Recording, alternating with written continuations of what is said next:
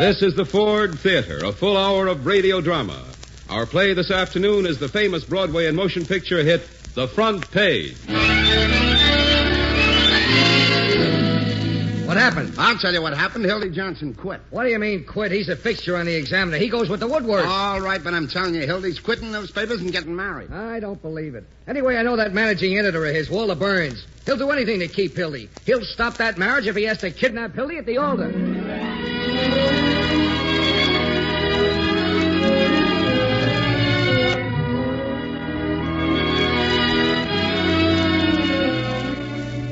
The Ford Theater, presented by the Ford Motor Company, makers of Ford, Lincoln, and Mercury cars, and Ford trucks, farm tractors, and motor coaches.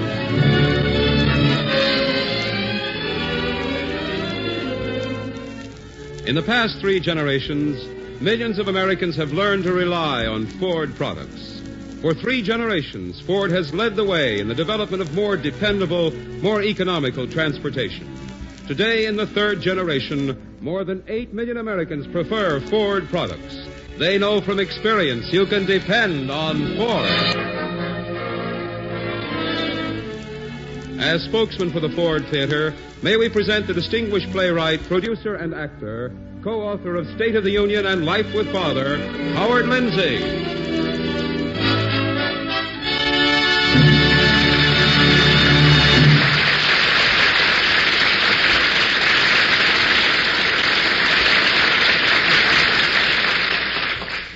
Good afternoon, ladies and gentlemen. Today, we are about to hear a rip-roaring story about newspapermen. Ben Hecht and Charles MacArthur's celebrated play, The Front Page. When Gilbert Seldes undertook to adapt The Front Page for the Ford Theater, he was faced with having to crowd the fast and furious action of the original 3-act drama into the restricted compass of 60 minutes of radio time. So, you see, we've not a moment to lose. In fact, even as I speak, the telephone bells are ringing impatiently in the press room of the Chicago Criminal Courts building. It is the eve of Chicago's last hanging. The condemned man has finished his last supper, and the reporters have gathered to cover his final hours on earth. Press room, McHugh speaking. No, Hildy Johnson ain't here. Yeah, I'll tell him to call you. Oh, hiya, Frank. Come on in here and get some of these phones. Between a hanging and a wedding, I'm going nuts. Oh, who's getting married? Hildy Johnson. You mean he's getting hanged, don't you? No, this is on the level, Frank. Hildy quit. What do you mean, quit? He's a fixture on the Examiner. He goes with the woodwork. All right, but that's what happened. I'm telling you, Hildy's quitting those papers and getting married. I don't believe it. Anyway, I know that managing editor of his, Walter Burns. He'll do anything to keep Hildy. He'll stop that marriage if he has to kidnap Hildy at the altar. What's that? They're trying out the gallows for the hanging. Most of the boys are down in the courtyard watching it. Who's the candidate tonight? Earl Williams. Who's that? Weren't you here when the Williams case broke? The guy that was sleeping in the park. When the cop woke him up, he grabbed the cop's revolver and let him have it. Imagine killing a cop in Chicago. Oh, that one. I thought they decided he was crazy. Any guy's crazy that kills a cop in an election year. Nope, they gotta hang him so the sheriff can prove that he stands for law and order. Criminal Courts press room, Frank Endicott speaking. Hey, wait a minute. Hey, Mac, it's someone for Hildy Johnson. Well, tell him he ain't here. I'm sorry, Hildy Johnson's not here. Oh, it's you, Mr. Burns. This is Endicott of the Post. Yes, yes, Mr. Burns, I certainly will. Thank you, Mr. Burns. You sounded pretty sore. Say, where is Hildy Johnson? Search me. He hasn't shown up all night. You mean there's going to be a hanging without Hildy Johnson? Guess so. Don't seem legal. Say, that's the biggest, blackest desk I ever saw. Whose is it? Belongs to a hypochondriac named Bensinger from the Tribune. He's got it full of pills and gargles. Oh, this is him now. Hi, McHugh. Hello, Bensinger. This is Frank Endicott of the Post. Hello, Endicott. Hi, Bensinger. Fine desk you got there. Would be a nice desk if these bums around here wouldn't use it for a city dump. Look at that. Half a sandwich, stale glass of beer, and 2 old shirts. Newspaper men. Just young boys at heart, that's us. City desk. This is Bensinger. Here's the latest on the Earl Williams hanging. The condemned man ate a hearty dinner. Well, sure, I got the menu. Mock turtle soup, chicken pot pie, hashed brown potatoes, combination salad, and pie a la mode. Make mine the same. No coffee. He was afraid it would keep him awake. Press room, McHugh speaking. Oh, well, no, Bill. No, not a thing. Oh, wait a minute. Yeah, the doomed man ate a hearty dinner. Doomed. No, don't say condemned man. Bensinger is using that in the Tribune. Sure, I got the menu. Noodle soup, roast beef, sweet potato, cranberry sauce, and 2 cups of coffee. Press room, Bensinger speaking. No, Hildy Johnson isn't here. What's that? Peggy Grant? Does he know where to reach you, Miss Grant? You don't say. Well, I'll certainly tell him, Miss Grant. Congratulations. Well, what do you know about that? Hildy's going to get married. That's right. I still can't believe it. That's what the girl said. Well, so long, fellas. Hey, wait a minute. Where are you going? Oh, I thought I'd look around. You're a double-crossing liar. Why don't you get your own news for a change? You mean work at it? What do you think we are? Oh, all right. The sheriff's got this girl, Malloy, that was a witness for Earl Williams. Well, if the sheriff's got her, he wants all the reporters in. You sneak. All right, let's go see this Malloy girl. But it sure ain't going to seem like an interview without Hildy Johnson.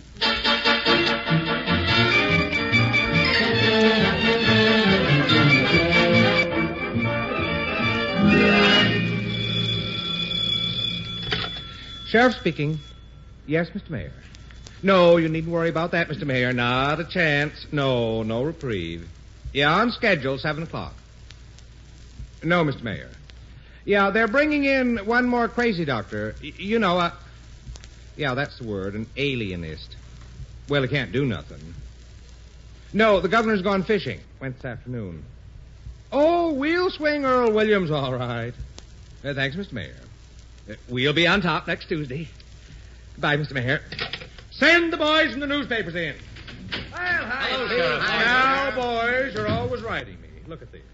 Sheriff Hartman has just put 200 more relatives on the payroll to prevent an outbreak of violence at the execution of Earl Williams. Now, that ain't nice, boys. This is an honest administration. Hooray for Pinky Hartman. And don't call me Pinky. Look, Mr. Sheriff, my paper has always treated you square. Now, a certain party over at the paper is asking you a favor. How about hanging this guy at 5 o'clock instead of 7 so we can make the city edition? Oh, now, Bensinger, you can't hang a fella in his sleep just to please a newspaper. No, but you got the hanging postponed twice, so it comes just 3 days before election. I had nothing to do with them retrieves. That was the governor. Yeah, how do you know there won't be another reprieve tonight? How do you know this alienist won't find him insane? Insane. That guy's as sane as I am. Saner. He sits up and reads the Declaration of Independence day and night. That's just a trick to get sympathy. Now, boys, forget it. I got a good story for you. Do you remember this Malloy woman, the waitress that spoke for Williams? Well, what are you going to do? Make her go back on her testimony? That's not the way this office works, Mac, and you know it. No, sir. She told me that she didn't like the newspapers. They weren't fair. She wanted to see you, so I offered to bring you down here. You'll get a good story out of her. Ah, gentlemen of the press. Good evening, you bums. What are you doing Hildy, here? Walter Burns wants you. Gee, look, he's carrying a cane. Hildy Johnson, you get out of here. No one invited you to this press conference. How are you, Sheriff? Who's been getting your goat? No one gets my goat. Only you and that big-mouthed Walter Burns think you're running Chicago. Well, you go right back and tell Walter Burns that the Examiner don't get no more than 2 tickets for this execution. Why, you silly shrimp. If I wanted to, I'd take 6 guests to your hanging party and sit in a box. See, it just happens I don't want to go. Yeah? And why don't you want to go? I don't want to go because I am no longer a member of the working press. As of today, Mr. Sheriff, I have resigned. You're kidding. It can't be. Why didn't you tell Walter Burns you resigned? He's been calling you all night in the press room. I didn't tell Walter Burns I resigned because I didn't want him to interfere with my life. You remember what happened to Pat Kruger when he wanted to quit. Burns had him arrested for forgery. Well, Walter Burns isn't going to stop Hildy Johnson. Come on, boys. Let Hildy Johnson take his troubles out of here. We've got this important interview with Molly Malloy. What are you going to do, Hildy? Well, first, I'm taking a train to New York. And you're going to wear a top hat and work for the New York Times. Say it ain't so, Hildy. Second, I'm going to get married. To someone that knows you? That can't be. And third, I am going into the advertising business. 150 smackers a week. You mean a month? 150 a week. So goodbye, you broken-down wage slaves. When you're crawling up fire escapes and getting kicked out of front doors and eating Christmas dinner in a one-arm joint, remember your old pal, Hildy Johnson.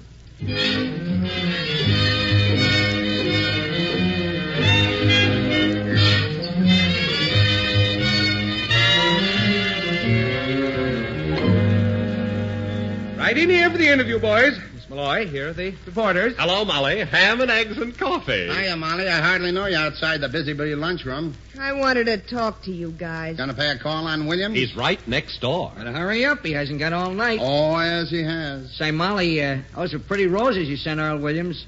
What do you want done with them tomorrow morning? A lot of wise guys, ain't you? Well, you know what I think of you. All of you. Oh, take it easy, Molly. If it was worth breaking my fingernails on, I'd tear your puss wide open. What are you sore about, sweetheart? Wasn't that a swell story we gave you? You cheap crumbs have been making a fool out of me long enough. No, what kind of language is that? I never said I love Earl Williams and am willing to marry him on the gallows. Well, aren't you? Everybody knows you're his sweetie. That's a lie. I met Mr. Williams just once in my life when he was wandering around in the rain without his hat and coat on like a sick dog. The day before the shooting. I asked him what's the matter, and he told me about being broke and hungry, and I brought him into the restaurant because it was warm there. Oh, yeah? Just because you want to fill your lying papers with a lot of dirty scandal, you got to crucify him and make a bum out of me. I tell you, he just sat there talking to me all night. He just sat there talking to me and behaved like a perfect gentleman. In the morning, he went away, and I never seen him again till the day of the trial. Oh, go on, laugh. Sure, I was his witness, the only one he had. Yes, me, Molly Malloy, a waitress in a cheap joint. I was the only one to stand up for him. And that's why you're persecuting me. Because he treated me decent, not like an animal, and I said so. Why didn't you adopt him instead of letting him run around shooting policemen? Listen, Molly, we got to go upstairs. We're busy. Go on home. Or go and see your boyfriend. Yeah, he's got a nice room. Won't have it long. He left the call for 7 a.m. It's a wonder a bolt of lightning don't come through the ceiling and strike you all dead. What's that? Oh, the gallows. Oh, she oughtn't to be allowed in here. Oh, shame on you. Shame on you. Poor little crazy fella. Sitting there alone with the angel of death beside him. And you cracking jokes. Okay, Molly, that's enough. Beat it. Oh, you dirty punk. Go on. You heels. All right, boys. You've had your interview. You'd better get along now. And where are you going, Sheriff? Earl Williams is in the infirmary where this new crazy doctor is going to see him. We come along, Sheriff? No, sirree. This is a scientific experiment. You wouldn't understand it.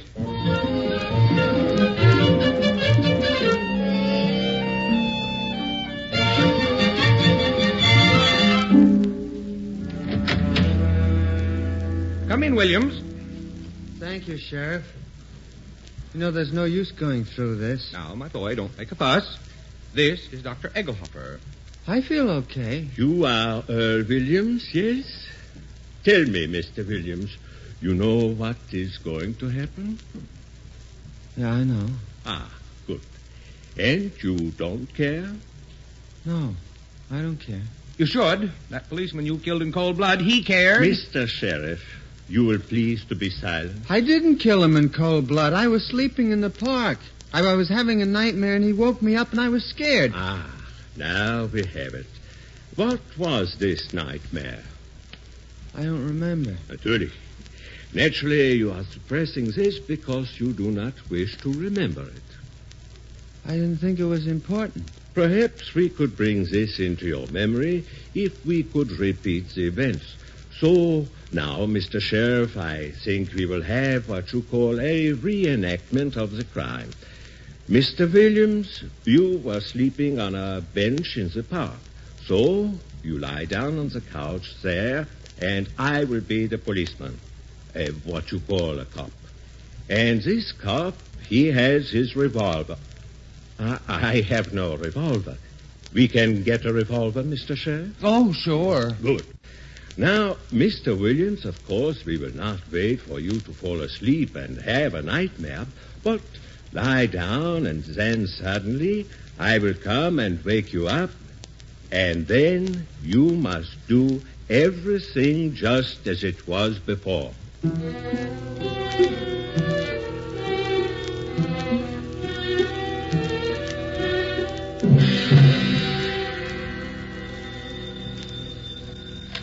Press room, Endicott talking. Who's this? No, nothing much. They got an alienist examining Williams now to see if he's sane enough to hang. Yeah, I'll call you back in 15 minutes. Who is this alienist, anyhow? Dr. Max J. Egelhofer from Vienna. 3 to 1, he finds Williams as an Oedipus complex. Well, it won't bother him much longer. Egelhofer doesn't go in for complexes. He's a gland specialist. Why don't you guys read a book once in a while? That's unprofessional conduct, Bensinger. And you might buy your own nose drops for a change, McHugh. and stop using mine. Oh, hi, Hildy. Come back to work? Work? What's that? I left a couple of shirts and a can of tobacco here. In my desk you left them. Here. You got a key to my desk, Hildy. Give it back to me. What key? I haven't got any key. Press room. Oh, hello, Mr. Burns. Wait a minute, I'll see. Anyone here seen Hildy Johnson? What name did you say? Come on, Hildy, talk to him. Wait a minute, Mr. Burns, I'll see. Goodbye forever. Oh, have a heart, Hildy. Burns will keep calling here all night long if you don't talk to him. What's the matter? Scared of him? I'll talk to that maniac with pleasure. Hello, Mr. Burns. What's that, Mr. Burns? Why, your language is shocking, Mr. Burns. Now, listen, you lousy baboon. Get a pencil and paper and take this down. I ain't going to cover the hanging. I wouldn't cover Custer's last stand for you if they held it all over again in the middle of Clark Street. I'm going to New York, like I told you. And you better stay west of Gary, Indiana, because if I ever see you again, I'm going to walk right up to you and hammer on that monkey skull of yours till it rings like a Chinese gong. Wow.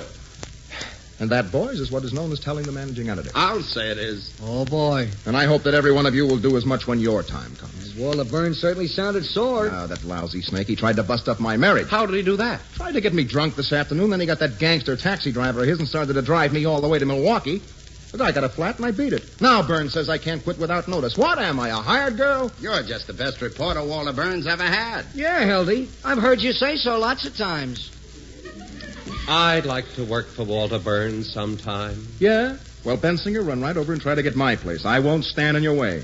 They say printer's ink gets in your blood. Yeah,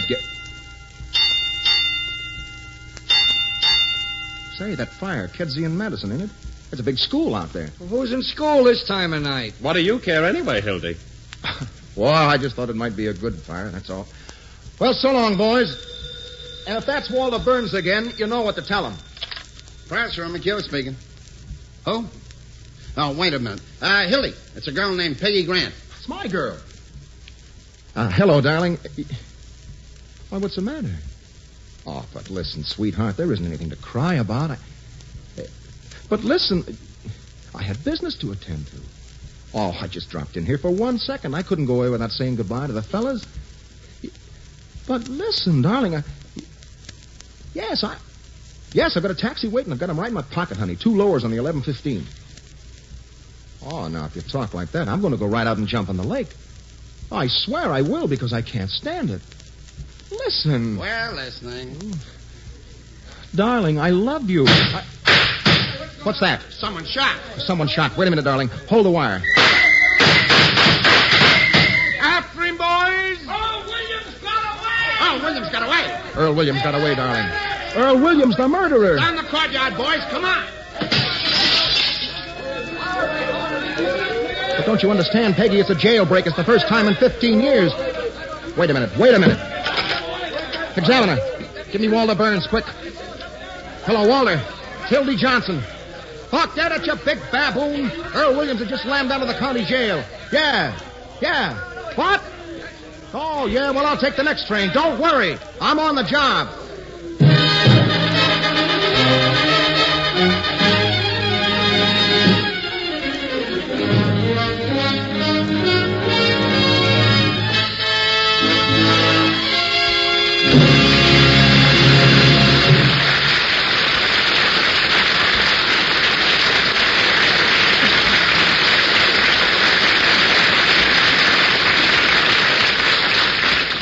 Faced with the irresistible lure of reporting hot news as it happens, Hildy Johnson drops everything and runs.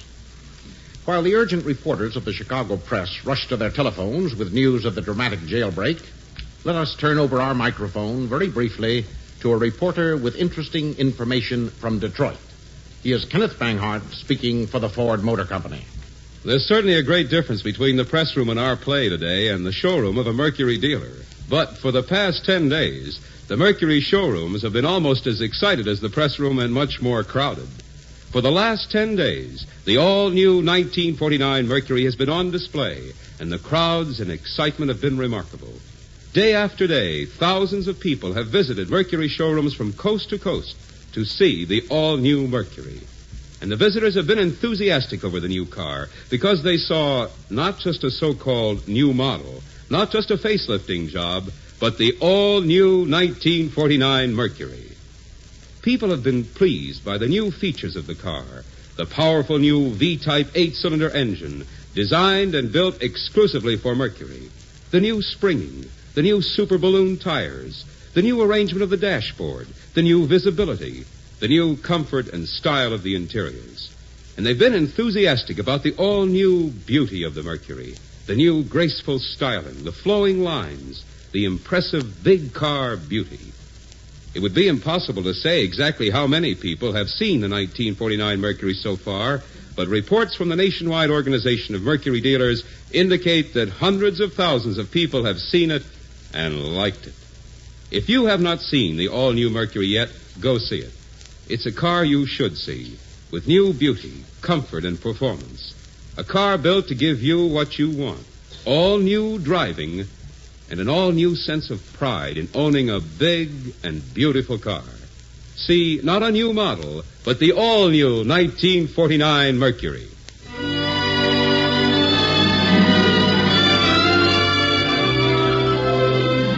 The second act of the front page will be heard after a brief pause for station identification.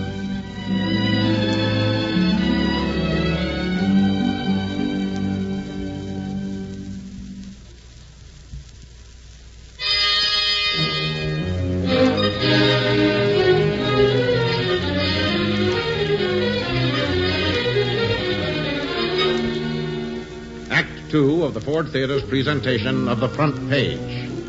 You will recall that on the eve of his hanging, the condemned man, Earl Williams, shot his way out of jail as he was being examined by Dr. Egelhofer, the alienist. The press room at the criminal courts building is filled with a hubbub of reporters calling in their stories. Post, this is Frank Endicott. Now, here's the story. At 10 minutes after 9, this Dr. Egelhofer was examining Earl Williams. McHugh speaking, what? No one knows where Earl Williams got the... Tribune, Bensinger speaking. He shot Egelhofer in the shoulder and got on the roof through the skylight. Yeah, throwing a dragnet around the whole north side. $10,000 reward has been offered. The sheriff was there at the time of the shooting. Oh, here's something hot. A man corresponding to Earl Williams' description was seen playing first clarinet at the concert in Grant Park. Well, of course, I didn't see him, but Williams is known to be very fond of music. I'm going down to the sheriff, and I'll call you back. Going over to interview Egelhofer. Call you back. Okay, I'll cover it, but he won't say anything. I'll call you in 15 minutes. Hi, fellas. Got your stories in? Hi, Hildy. You got anything? No, not a thing. I ain't working. You want to come down and talk to the sheriff? No, not me, boy. Okay. See you later. Hurry up, boys. Give me Walter Burns. Walter, I've got it. And I've got it exclusive. I had to pay the deputy sheriff $250. Sure, I'll give you the story, but listen, Walter, I got to have that money back, and I got to have it right away. It's for my honeymoon, you rat. Okay, so long as it gets here in half an hour. Now, here's the story. You know, they were reenacting the crime, and they had to have a gun. Now, where would they get the gun? From Peter B. Hartman, B for brains. Yeah, the sheriff. Williams made his getaway with the sheriff's gun. Hold it. Someone's coming. No, it's all right. It's a girl. Hildy. Wait, it's my girl. Hello, Peggy. Wait a minute. Now, get this, Walter. I got you your story, and now I'm going to take the next train out of here, and you tell that guy to run with the money. Oh, Peggy. What were you saying on the telephone? Huh? Nothing. I was just telling Walter Burns I was all through, that's all. Hello, darling. Hildy, you haven't done something foolish with that money. Ah, listen, darling, I can look after a couple of $100, all right? Hildy, if you've still got the money, I want you to give it to me. Oh, you did do something with it. No. Walter Burns is sending it right over. Oh, Hildy. Listen, darling, I wouldn't have had this happen for the world, but it's going to be all right. Now, here's what happened. This guy Williams broke out of jail. Yes, I know. Oh, now, listen, sweetheart, I got the story exclusive, the biggest scoop in years, I'll bet. Do you know how long Mother and I waited out at the house? Oh, Peggy, listen, you ain't going to be mad at me for this. I couldn't help it. Well, you'd have done the same thing yourself. I mean, the biggest story in the world, busting and nobody on the job. I might have known it would happen again. Oh, listen. Every time I've wanted you for something on my birthday, New Year's Eve, when I waited until 5 in the morning. But the big story broke. It's always a big story, the biggest story in the world. And the next day, everybody's forgotten it, even you. What do you mean forgotten? That was the Clara Hayman murder. Now, for heaven's sakes, Peggy, the boy's on his way with the money right now. And my mother's downstairs in a taxi cab. If she knew about that money...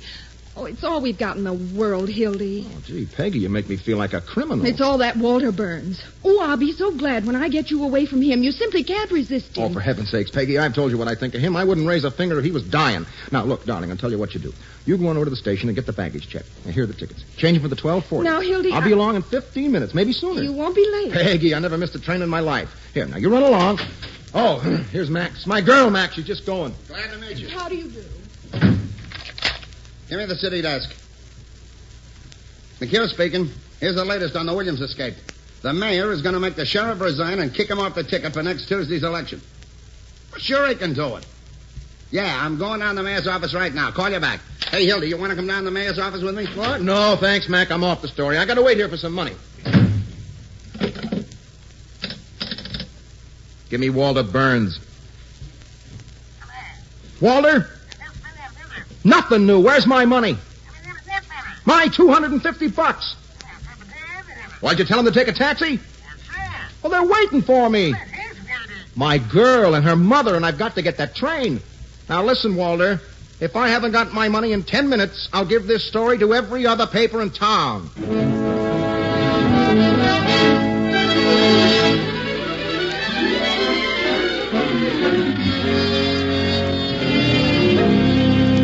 Is the sheriff out there? Here I am, Mr. Mayor. Shut the door. Yes, Fred.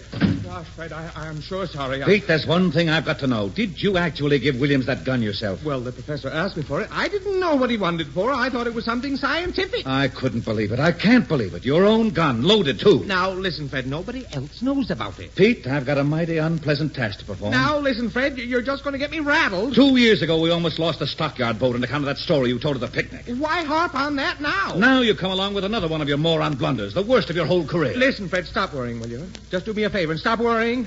I'm doing everything on God's green earth. I've just sworn in 400 deputies. 400? Do you want to bankrupt this administration? I'm getting them for $12 a night. $12 for those broken-down uncles of yours? If you're talking about my brother-in-law, he's worked for the city 15 years. Pete, you're through. What do you mean? Through? I mean I'm scratching your name off the ticket Tuesday and running Chernicky in your place. It's nothing personal, Pete. It's the only way out. It's a sacrifice we all ought to be happy to make. Brad, I don't know what to say. A thing like this almost destroys a man's faith in human nature. I wish you wouldn't talk like that, Pete. Who's out there? Is Sheriff Hartman in there? Oh, it's for me. I'm Sheriff Hartman. You want me? Yes, sir. I've been looking all over for you, Sheriff. You certainly are a hard fellow to find. Who are you? I'm Pinkham from the governor, and I've got it. Got what? The reprieve for Earl Williams. For who? Earl Williams, the reprieve. I thought I'd never find you. First, I had a hard time getting a taxi. Wait a minute. Is this a joke or something? It's a mistake. Must be a mistake. The governor gave me his word of honor he wouldn't interfere, and that's 2 days ago. And you fell for it. It frightens me what I'd like to do to you, Pete Hartman. Now, wait a minute. Who else knows about this? They were all standing around when he wrote it. It was after they got back from fishing. Get the governor on the phone, Hartman. They ain't got a phone. Now they're conduct shooting. Can you beat that? Read this, Mayor. Insane, he says. Pinkham, you know Earl Williams ain't insane. Yeah, but I ain't the governor. This reprieve is pure politics, and you know it. It's an attempt to ruin us. We got to think fast before these lying reporters get hold of this. What'll we tell them? Now, Fred, don't get excited. I've got it. Now, listen, you. What's your name? Pinkham. Sure, Pinkham. Now, listen, Pinkham, old boy. You never got here with this paper that you pretend is a reprieve. You see what I mean? You never found me or the sheriff. Oh, yes, I did. How much do you make a week? Oh, $40. How would you like to have a job for $350 a month? That's almost $100 a week. You mean me? Who do you think he means? Gosh. Now, listen, there's a fine opening for a fellow like you in the city sealer's office. Oh, I couldn't work in Chicago. What? I got 2 kids going to high school in Springfield, and if I changed them from one town to another, they'd probably lose a grade. No, they wouldn't. They'd gain one. They could go into any class they want to. And I guarantee that they'll graduate with highest honors. Well, gee. Okay. That's fine. Now, just put this back in your pocket, and if anyone asks you, you got held up in a traffic jam and you never found it. And one thing, Pinkham, don't talk to no reporters. Mayor speaking. Oh, wait a minute. It's for you, Pete. Right. All right, now, goodbye, Pinkham. Drop around tomorrow. Okay. Sheriff speaking. What? Hold the wire. Hey, Fred, they've got Earl Williams. Where? Right in his own house. Tell him to shoot to kill. But, Fred, about that reprieve, if anyone finds out. I didn't see any reprieve. No one reprieved that policeman he killed. Hello? The order is shoot to kill. And $500 for the guy that does the job.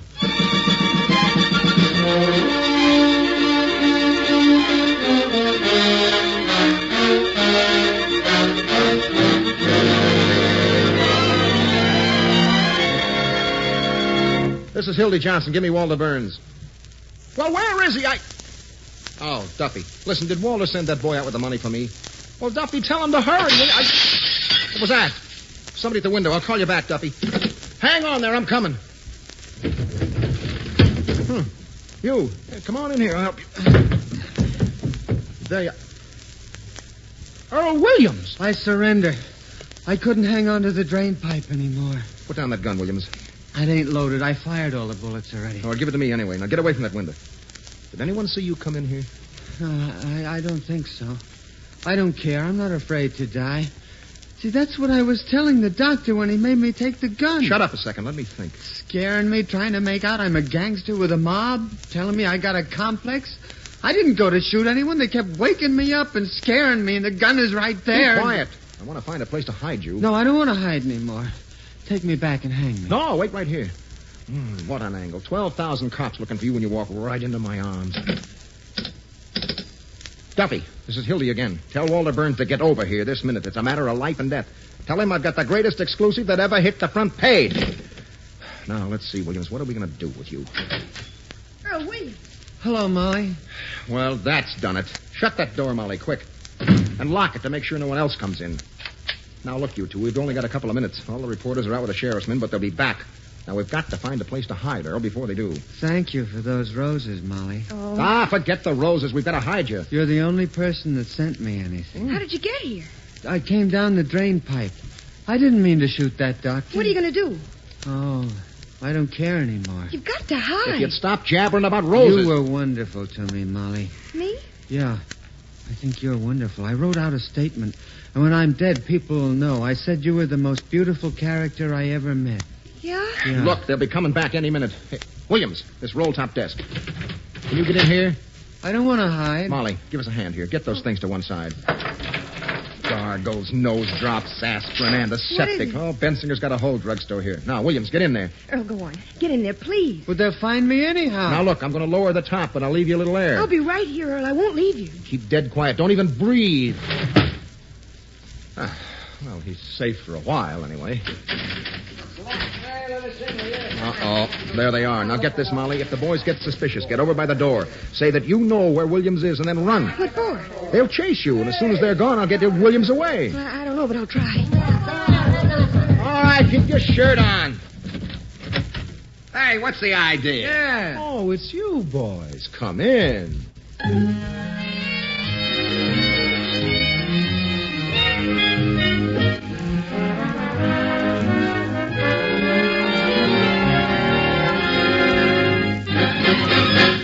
Come on, Hildy, you're wasting time. Quit stalling, Hildy. We know you got something. I told you I just thought I could get another angle from Molly here. Yeah, why'd you have to lock the door? You're hiding something. Press room, McHugh speaking. All right, Hildy. That's your story. Yeah? Now, how about you, Molly? I don't know a thing. Yeah, what were you telling Hildy that was so private? You let me alone. Hey, the sheriff's brother-in-law just shot one of his own deputies. Well, the deputy was probably the sheriff's uncle, so it's all in the family. Why don't you guys go and ask the sheriff? I am not going out anymore, Hildy. I'm tired. Me neither. I'm pretending there never was any Earl Williams. How about a little game of poker? You play, Molly? Smart guy. Say, I got an idea. Maybe Earl Williams never left this building at all. Hey, Mac, you've got something there. Yeah, then where is he? Well, suppose he got up on the roof. He could have slid down that drain That's pipe. right. He could have gotten into any room. Hey, wait a minute, boys. That closet. Out of the way, Molly. There must be 300 rooms with closets in this building. Well, let's call up the sheriff, Hildy. What for? There's a reward out for Williams. Let's find him ourselves. Each one of us take a floor, and whoever finds him, we split up the reward. Yeah, let's cut Molly Malloy in for a share, too. I'm not going to help you find Earl Williams, you bunch of heels. Never mind her, boy. She doesn't know a thing. But you do, Hildy. Where's Earl Williams? I'm playing Hildy. We'll knock it out of you. You dirty double-crosser. Oh, look wait, out. wait. He doesn't know a thing. I'm the one that knows. What's that? Leave her alone, fella. She's goofy. Where are you hiding her, Molly? Let go of my arm. Ain't gonna squeal. Want us to call the cops? Let me alone. Put down that chair, Molly. You keep away from me. Grab her, Frank. Let her go, boys. You'll never get it out of me. I'll never tell. Look out the window! My gosh, she jumped. Never thought she'd do that. Come on, let's get down the courtyard, Mike. Yeah, come on. Oh, that poor kid. Oh, excuse me, Mr. Burns. Gangway. Hey, what's the hurry, boys? What's going on here, Hildy? Walter, Molly Malloy just jumped out of the window. So what? What are you doing about it? Why didn't you call the desk? Walter, she jumped out of the window, I'm telling you. Oh, I can see her now. Oh, gosh, she hit the extension roof. She didn't fall all the way. She's alive. What did she jump for? Oh, they tried to make her tell where Earl Williams is. Hey, Mac, on the roof. She's alive. Okay, we'll get her. Does she know where Earl Williams is? Sure. We both know. Well, so long, Walter. Where do you think you're going, Hildy? I'm going to New York. Oh, pull yourself together, Hildy. If you don't tell me where Earl Williams is, I'll break your neck as sure as my name is Walter Burns. Oh, he's right behind you. What? In the desk. In the desk? Let me out. I can't breathe. Never mind breathing. You're safe. All right, Walter. You take over now. You got my money? Look, don't be a punk, Hildy. You're needed here. We've got to get this man over to our office. I've got to get to the station. You mean you're going to desert? Why, in time of war, you could be shot for what you're doing. Okay, this is your war. Look, I'm handing you a story exclusive, locked up in that desk, smeared all over the front page. Escaped murderer caught by the Examiner. You've got the story. I'm giving it to you free. Now give me my $250. Why, you drooling saphead. Don't you realize what you've got here? You've got the whole city by the seat of the pants. You know what we're going to do? We're going to keep Williams undercover until morning and break the story exclusive. We'll run the mayor and the sheriff out of town. Hildy, my boy, this isn't a newspaper story. It's a career. You're in a new class now, Hildy. You're a power. Oh, I don't know. Why, for the next 10 years, you'll be the biggest single power in Chicago. As big as that, Walter? Now, look, we've got to get Williams over to my private office right away. Where's our telephone? That one there with the busted mouthpiece. Well, how are you going to get him out of here? The place is crawling with cops outside. We'll carry the whole desk over. We'll lower it out of the window with pulleys. Now, Hildy, get on that typewriter and start pounding out the lead to this story. How much do you want on it? All of page 1. Hello, Duffy. Get set now. We've got the biggest story in the world. Earl Williams caught by the Examiner, exclusive. Now, listen, Duffy. Throw out everything else on page 1. Yeah. Hildy. Yeah. Peggy, darling. Hildy, who is this woman? This is my girl, Walter, Peggy Grant. This is Walter Burns, dear. Get her out of here. But you don't understand. Walter Burns, you let my Hildy alone. Now, young woman, you let Hildy alone. Hildy, what are you doing at that typewriter? Now, listen, Miss Grant. Duffy, listen, Duffy, do you hear me? No, I don't want the Chinese earthquake. Hildy, did he give you the money? Peggy, you got to do me a big favor. You're not coming. Look, Duffy, I don't care if there's 1 million dead in China. The whole page for the Earl Williams story. Now, don't get sore, darling. I'll tell you what happened. You're not coming, are you? Tell me, Hildy. Tell me the Hey, truth. just a minute, Duffy. Now, look here, Miss Grant. You're doing this to him. He was going and you stopped him. Something terrific has happened, Peggy. Wait till I tell you. You tell her nothing. She's a woman, you fool. Well, I'm not going to let you do it. Hildy, you're coming right now with me. But it's the biggest chance of my life. Now, listen, darling. Shut up, will you? You just don't want to marry me, that's all. That ain't true. Just because you won't listen, you're saying I don't love you when you know I'd cut my hands off for you. I'd do anything in the world for you, anything. You never intended to be decent and live like a human being. You were lying all the time. Peggy, don't keep saying that. What's that, Duffy? What? Lying, that's what you were. Just plain lying. All right, if that's what you think. What? Oh, shut up, you two. I'm trying to concentrate. I see what you are now. You're just a bum, like him, like all the rest of them. Sure, that's what I am. All right. No, Duffy. Leave the rooster story alone. That's human interest. You're just a heartless, selfish animal without any feelings, and you're worse, Walter Burns. It's all your fault. And if you think I'm going to put up with it, a newspaper bum. Yeah, that's what I am, a bum without any feelings, and that's all I want to be. You never did love me. Oh, you couldn't talk to me like that. And if you want me, you'll have to take me as I am instead of trying to turn me into some la-di-da with a cane. I'm a newspaper man. I'm no stuffed shirt writing peanut ads. Attaboy, Hildy. Goodbye, Hildy. Peggy, don't go. All right, now, Hildy, where's the lead on that story? Here. Let's see. At 11:30 last night, the escaped murderer was captured by Peggy Grant. Jumping Jupiter, Hildy. Get Peggy Grant out of your mind. You're a newspaper man. Hello, press room. Walter Burns speaking. Hello, Sheriff. I got a hot tip for you. Earl Williams has just been seen north of Milwaukee.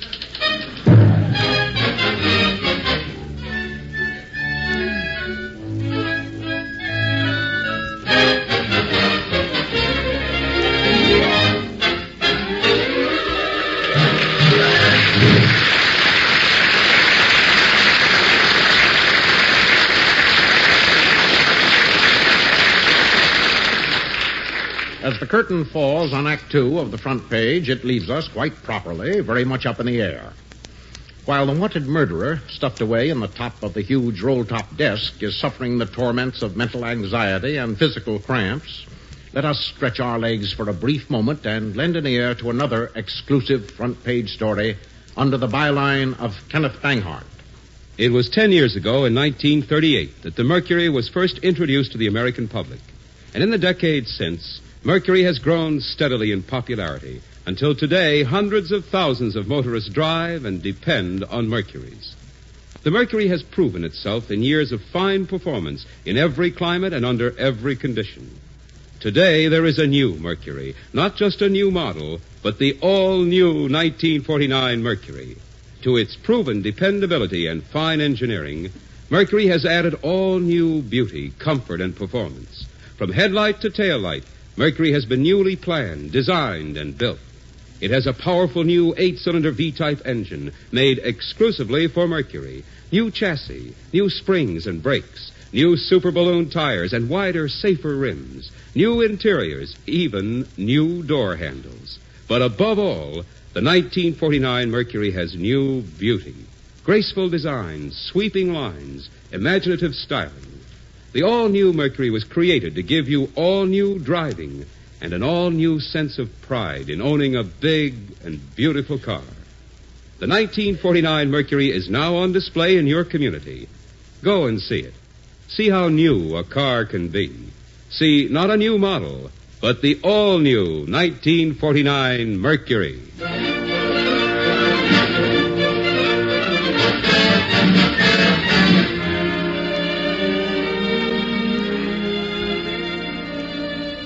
The house lights are dimming, and the great curtain of the Ford Theater rises again on Act 3 of the front page. We are still in the press room of Chicago's Criminal Courts building. Hildy Johnson is pounding away at his typewriter while Editor Burns grasps the telephone. Hello, Duffy. Duffy, this is Walter Burns again. Where are those men I told you to send here? No, not reporters. 6 husky guys. I've got to move some furniture. Well, tell them to take taxis. Yes, right into the press room of the Criminal Courts building. How you coming, Hildy? Okay, if you can keep the other guys out of here. Don't do that, Williams. I can't breathe. Now, listen, Williams, I'll give you a little air. There. Now, don't make another sound. Remember, as soon as it's safe, I'll rap 3 times like this. And you rap back 3 times. That's right. Then I'll let you out. Here's the lead, Walter. All right, let's see it.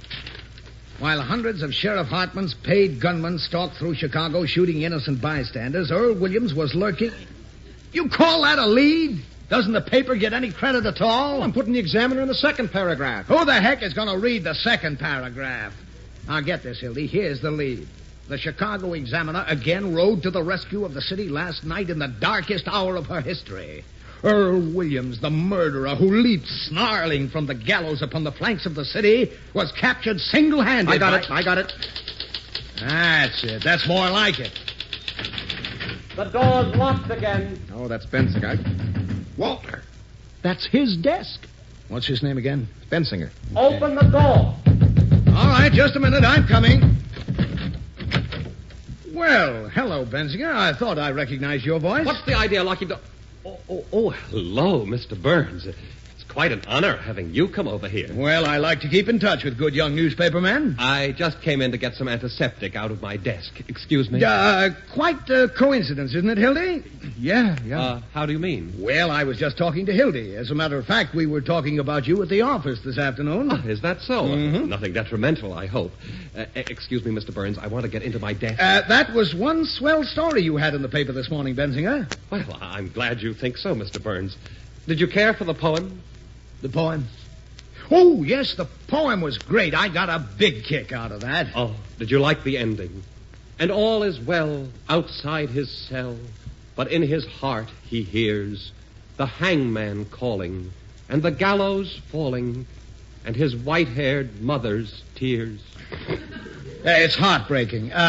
Look here, Bensinger, how would you like to work for me? What? I mean it. We need somebody like you. All we've got now is a lot of lowbrows and legmen like Johnson here. I'll tell you what you do. You go over and talk to Duffy now. I've got him on the phone right here. You'll catch him if you hurry. You mean seriously, Mr. Burns? Well, I'll show you how serious I am. Duffy, I'm sending Bensinger over to see you. Marvin, isn't it? No, Roy. Roy V. Oh, funny I should forget that. Roy V. Bensinger, the poet. Put him right on the staff. Right away, you mean? Never mind what doing. He'll tell you. No, I'll talk salary with him right here. How much you getting on the Tribune, Roy? 75. All right, I'll give you 100 in the byline. Hello, he's to get 100 in the byline, Duffy. Tell the cashier. Let him have everything he wants. Now, look here, Bensinger. I'll tell you what I want you to do. I'm assigning you to write the human interest side of the manhunt. I want it from the point of view of the escaped man. He hides, cowering, afraid of every light, of every sound. He hears footsteps, his heart going like that. And all the time they're closing in. Get the sense of an animal at bay. Sort of a Jack London style. Exactly. Now, I haven't got a moment to lose. Hop right over to the office. Well, I don't know about quitting the Tribune that way, Mr. Burns. It's not quite ethical. Why, what did they ever do for you? They've never considered your interest, from what I hear. Well, between you and me, they have given me a pretty raw deal. Now, I want a real Bensinger story tomorrow morning with a crackerjack poem on the side. Oh, I got my rhyming dictionary in the desk here. Wait a minute. It doesn't have to rhyme. Now, get going. Gee, I'm terribly grateful, Mr. Burns. Do you suppose there might be an opening sometime as foreign correspondent? I parlay a little French, you know. That'll all depend on yourself. I'll keep you in mind. Alors, au revoir, mon capitaine. Bonjour. Duffy, listen. Now get this. A lousy Tribune sneak is coming over to get a job. Yeah, Bensinger, the fellow I just told you about. Now listen. Handle him with kid gloves and tell him to get busy writing poetry. No, we don't want him. But wait till he gets through. Then tell him his poetry stinks and kick him down the stairs. Okay, Duffy. You're a nice guy, Walter, aren't you? What are you beefing about now? You know what you've just done? You've finished Bensinger as a newspaper man. The Trib will never take him back, and no other paper will have him. So what? You think that dribble he writes is worth the paper it's printed on? You just ruined his whole life. And you know what else? You've just ruined my whole life. Go ahead with your story, Hildy. She was the most wonderful girl I'll ever know. What are you babbling about a girl for? Did you get that Hartman gun business in? I'll never get another one like her. Now listen, Hildy, when those guys come here to move the desk... I would have been on the train now with her when I fell for your line. Biggest man in Chicago for the next 10 years. I'll be a drunken newspaper bum like you. That's what I'll be. Here come the moving men at last. Now, Hildy, the men are going to move the desk, and... Holy Moses, the sheriff. Walter Burns, my friend. Well, hello, Sheriff. Hello, boys.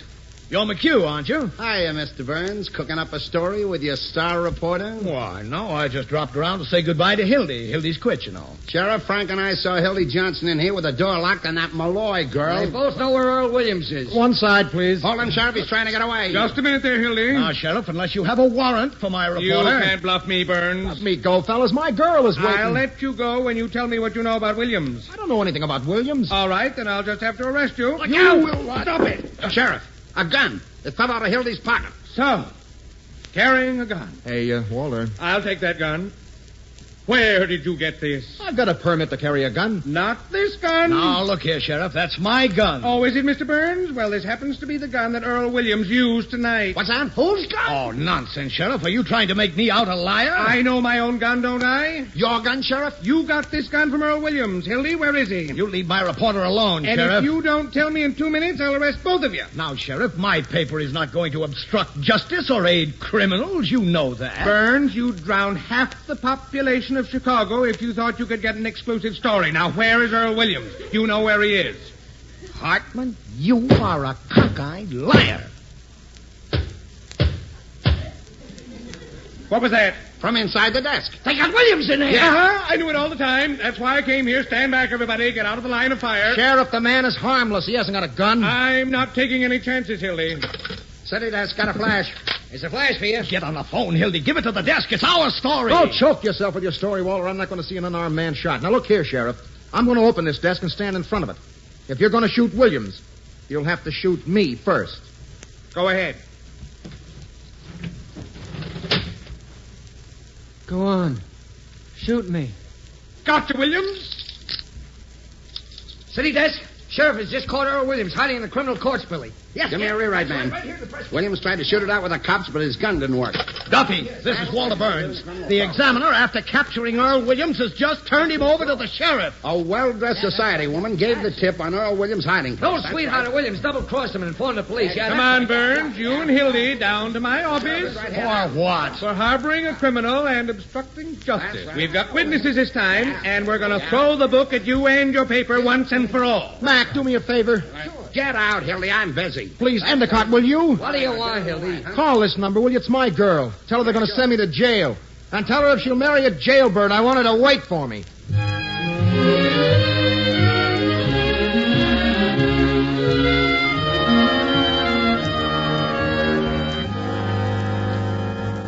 Right this way, boys. The mayor of Chicago is in my office waiting to see you. Hello, Fred. Well, you've heard the good news. Great work, Pete. Great work. I've just announced that the execution of Earl Williams will take place as scheduled. Who are these bums? Don't pretend that you don't know me, Mr. Mayor. Well, if it isn't Walter Burns. Got the handcuffs on you at last, have they? And good old Hildy Johnson. Going to write a nasty story about the administration, Mr. Johnson? Can you type with handcuffs on you? What's the rap, Sheriff? Harboring a criminal and obstructing justice. Well, looks like about 10 years apiece for you birds. Does it? Whenever you think you've got Walter Burns licked, that's a good time to get out of town. You don't know it yet, Burns, but you're through as a power in Chicago. Yeah? The last man that told me that was your gangster friend, Alky Ike, a week before he bumped himself off. You can't go in there. You let me alone. I got something for the sheriff.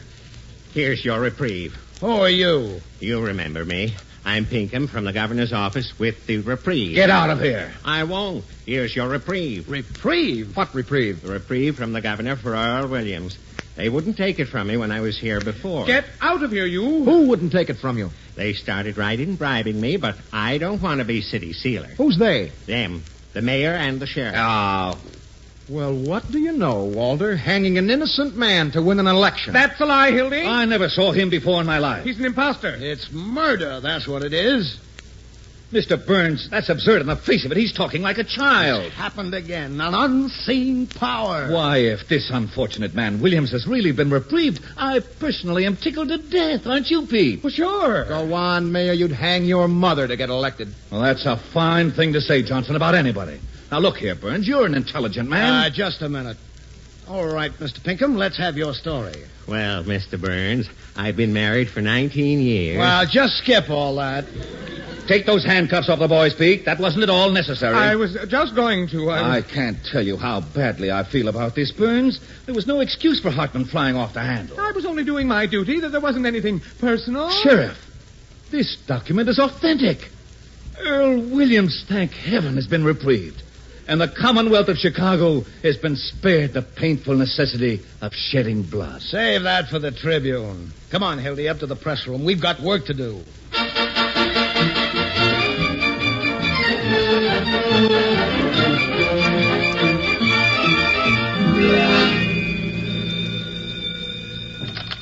Press room.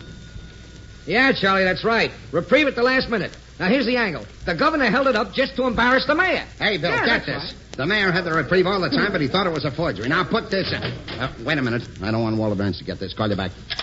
Oh, hello, Mr. Burns. I didn't see you. Hiya, Hildy. I'll attend to you later, McHugh. Come here, Hildy. Now, look, get hold of this guy that brought the reprieve. Nothing doing, Walter. I'm through. Where's Hildy? Where's Hildy Johnson? He's in here. Peggy, I'm here. Oh, Hildy. They said you were going to jail. I was, darling. That Walter Burns, what did he make you do? Oh, now, sweetheart, look, here's Mr. Burns. It wasn't his fault. Indeed, it wasn't, ma'am. Hildy was just doing his duty as a newspaper man. Oh, Hildy, he's got you again. Listen, Peggy, if I'm not telling you the absolute truth, may I drop dead right now. I'm going to New York with you tonight. If you'll give me this one last chance, I'll cut out drinking and everything connected with the newspaper business. I won't even read a newspaper. It's time I'm through, and I mean it. I know I don't deserve you, Peggy. I've done everything in the world to prove that, I guess. Oh, darling, don't talk that way. I want you, just the way you are, anyway. How do you like that, Mr. Burns? Why, Hildy, I didn't know there was anything like this. Why didn't you say so? I'd be the last person in the world to want to come between you and your happiness. What? Why, you ought to know that. I love you, you crazy Swede. You're getting a great guy, Peggy. Never mind the Valentines. Goodbye, rattlesnake. You're a great newspaper man, Hildy. I'm sorry to see you go. I mean it. Well, if I ever come back to the business, Oh, Hildy. which I won't. Well, I guess you win, Miss Grant. Hildy, you're a darling. I just mean, well, you're the only man I'd ever worked for, Walter. You know that. I'd kill you if you ever worked for anybody else. Hear that, Peggy? That's my diploma. Well, Walter, I don't know what to say. 12 years we've been knocking around together. Hey, Walter, you remember that time we hid the missing heiress in the sauerkraut factory? Hey, Peggy, get Hildy to tell you about the Haggerty case. We both had to hide out in Canada for a week. Oh, gosh, it was fun, wasn't it, Walter? Darling. What? You don't want to go to New York. Down deep. Oh, kiddo, what do you mean? I was just talking. Hildy, if I thought you were going to be unhappy, I mean, Mr. Burns, if Hildy really wants to stay... Why, I wouldn't let him stay. Go on, Hildy, before I make you city editor. Hurry up, Peggy. He means it. Any objection to my kissing the bride? It's okay with me. Go ahead, Mrs. Johnson. Oh, thank you. What time does your train go? We can still get the 1 o'clock. New York Central, huh? Uh-huh. Well, I wish there was time to get you a little wedding present, but it's awfully short notice. Oh, thank you, Mr. Burns, but Hildy's all the wedding present I want, if I've really got him. Forget it, Walter. No, I want you to have something to remember me by. Here, my watch. Not that watch, Walter. Oh, Hildy, I want you to have it. I couldn't. Peggy, this is the watch that Walter Burns got from the big chief himself. Oh, Mr. Burns, you shouldn't give away a present. Peggy, read what it says inside. Here. To the best newspaper man in America, Walter Burns. Oh, Mr. Burns. That's why I want Hildy to have it, because he's the best newspaper man I know. But, And Walter... when you get to New York, you can scratch out my name and put in Hildy Johnson. You know I'd never do that. Here. Well, this is the first and last thing I ever got from a newspaper. Well, goodbye, Mr. Burns. I always had a queer opinion of you. I still think you're a little peculiar, but you're all right underneath. I mean, I think you're a peach. So are you. You look just like a little flower. Goodbye, you big baboon. Goodbye. Bye, Hildy. Be good to yourself. And the little girl. Same to you, and many of them. Goodbye. Duffy. Duffy, I want you to send a wire to the chief of police at LaPorte, Indiana. That's right. Tell him to meet the 1 o'clock out of Chicago, New York Central, and arrest Hildy Johnson and bring him back here. Wire him a full description. The son of a gun stole my watch.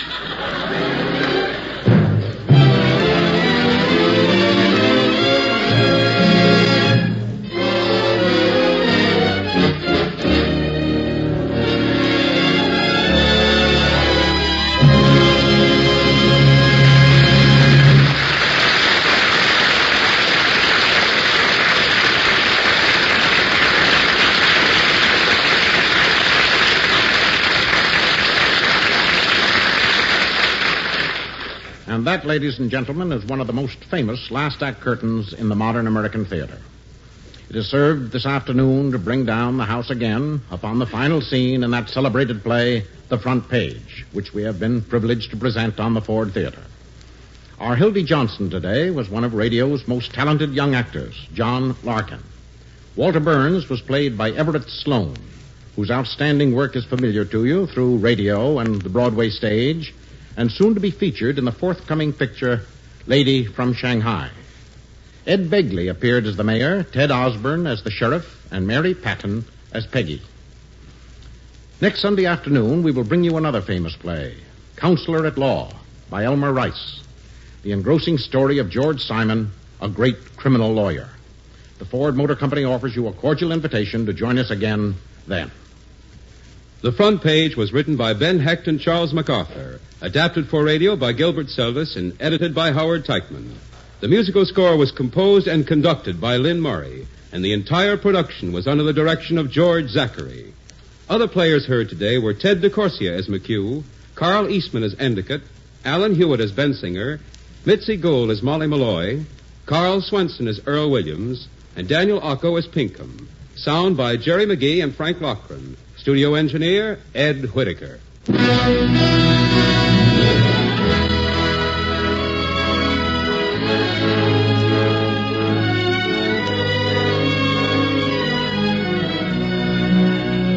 Intolerance and group hatreds hurt our country. Prejudice lowers America's prestige abroad. hampers our efforts toward peace, promotes the belief that democracy has failed, and encourages aggression. Here at home, prejudice makes us all less secure, less prosperous, less happy. So fight intolerance. Guard yourself and your family from the sickness of racial and religious prejudice. And don't make the mistake of thinking that intolerance won't affect you. It will. Prejudice and hatred hurt us all, white or Negro, Christian or Jew, Catholic or Protestant. So fight for racial and religious freedom. It is your freedom.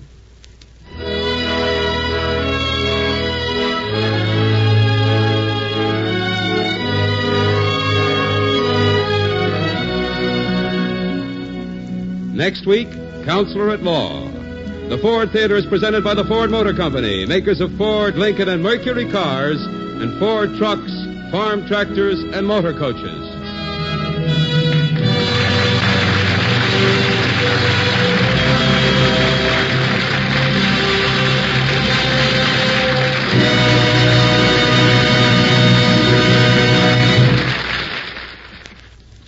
This is NBC, the national broadcasting company.